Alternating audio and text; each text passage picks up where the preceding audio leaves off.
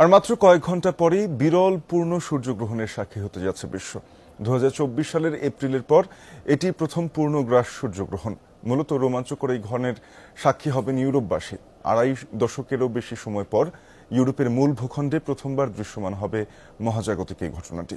বিশ্বব্যাপী প্রায় 98 কোটি মানুষ এই সূর্যগ্রহণ আংশিক কিংবা পুরোপুরি দেখতে পারবেন।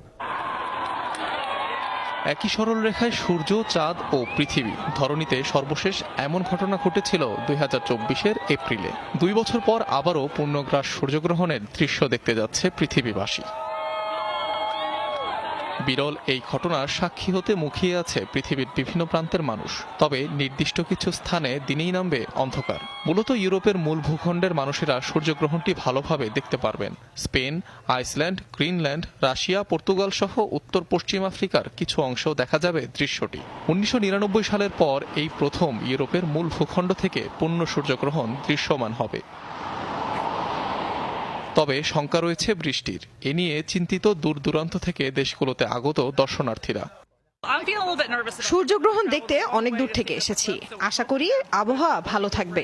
একটু চিন্তা হচ্ছে।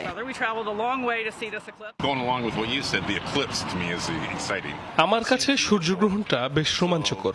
এর আগেও দুটো দেখেছি, তাই জানি আবহাওয়াটা একটু অনিশ্চিত থাকে, কিন্তু তা সত্ত্বেও ব্যাপারটা মজার হবে।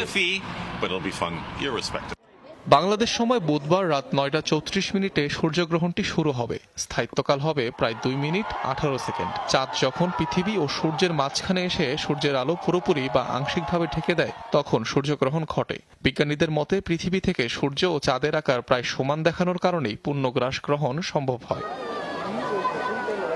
নাসার তথ্যানুযায়ী বছর প্রতি পৃথিবীতে 2 থেকে 5টি সূর্যগ্রহণ দেখা যায়। তবে পূর্ণ সূর্যগ্রহণ তুলনামূলক বিরল। প্রতি 1 শতাব্দীতে গড়ে 66 বার বা 1.5 বছর পর পর এটি ঘটে থাকে।